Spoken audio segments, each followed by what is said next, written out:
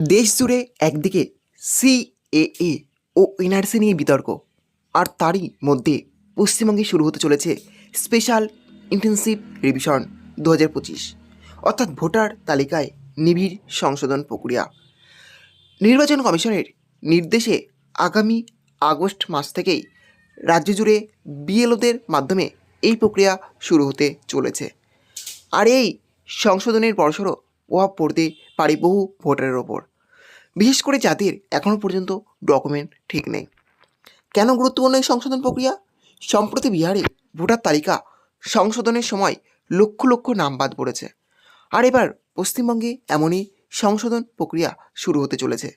সূত্র বলছে পশ্চিমবঙ্গে এই সংখ্যাটা বিহারের থেকেও বেশি হতে পারে, কারণ অনেকের কাছে এখনও পর্যন্ত প্রয়োজনীয় ডকুমেন্ট নেই, আর অনেকে বহু বছর আগে ঠিকানা পরিবর্তন করেছে বা পরিবার সূত্রে নাম ঢুকিয়েছে, কিন্তু যথাযথ প্রমাণ নেই।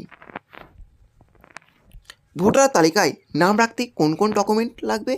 নির্বাচন কমিশন এবার মোট 11টি সরকারি ডকুমেন্টকে গ্রহণযোগ্য বলেই চিহ্নিত করেছে।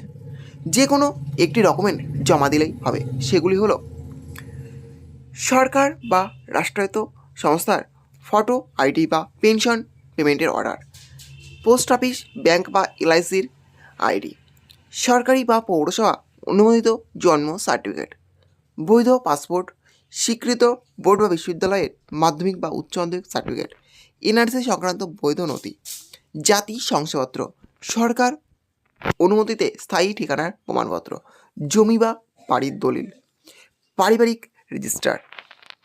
জন্ম তারিখ অনুযায়ী নথির প্রয়োজনীয়তা।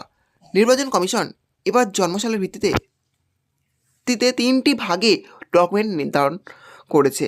প্রথমত, যদি 1 জুলাই 1987 এর আগে জন্ম হয় তাহলে কেবল একটি নথি জমা দিলেই হবে, আর 2002 সালের ভোটার তালিকায় নাম থাকলেও চলবে। দ্বিতীয়ত, যদি 1 জুলাই 1987 থেকে 1 জানুয়ারি 2002 এর মধ্যে জন্ম হয় তাহলে নিজের জন্য একটি নথি এবং বাবা মায়ের জন্য আরও একটি নথি জমা দিতে হবে। তৃতীয়ত, যদি 1 জানুয়ারি 2002 এর পরে জন্ম হয় তাহলে নিজের জন্য একটি নথি আর বাবা মায়ের উভয়ের একটি করে নথি জমা দিতে হবে। বাদ পড়বেন কারা? ইতিমধ্যে বিহারে একাধিক মৃত বা নাম না থাকা অন্য রাজ্যের নাগরিকদের নাম তালিকা থেকে বাদ পড়েছে। পশ্চিমবঙ্গেও একই রকম কাজ চলবে বলে জানা যাচ্ছে। যাদের কাছে উপযুক্ত পরিচয়পত্র নেই, যাদের ঠিকানা বা বয়সের প্রমাণপত্র নেই, কিংবা যারা আগে ভোটার ছিলেন না, তাদের নাম তালিকা থেকে বাদ পড়তে পারে। তাই অবশ্যই নিজের এবং পরিবারের সদস্যদের প্রয়োজনীয় ডকুমেন্ট প্রস্তুত করে রাখুন, কারণ বিএলও যখন আপনার বাড়িতে আসবে তখন সঠিক তথ্যগুলো জমা দিতে হবে। কোনো বিভ্রান্তিকর তথ্য দিয়ে আবেদন করবেন না এবং প্রয়োজনীয় স্থানীয় নির্বাচন অফিসে যোগাযোগ করতে পারেন। তো বুঝতে পারলেন,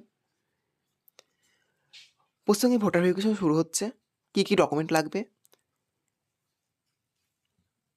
কাদের কোন ডকুমেন্টস লাগবে, সবই আজকে ভিডিওর মধ্যে তুলে ধরা হলো। এই ছিল আজকের আপডেট। ভিডিওটি ভালো লাগলে অবশ্যই লাইক, বেশি বেশি শেয়ার এবং কমেন্ট করবেন, এবং এই ধরনের নতুন নতুন ভিডিও সবাইকে পাওয়ার জন্য চ্যানেলটা অবশ্যই সাবস্ক্রাইব করে রাখবেন।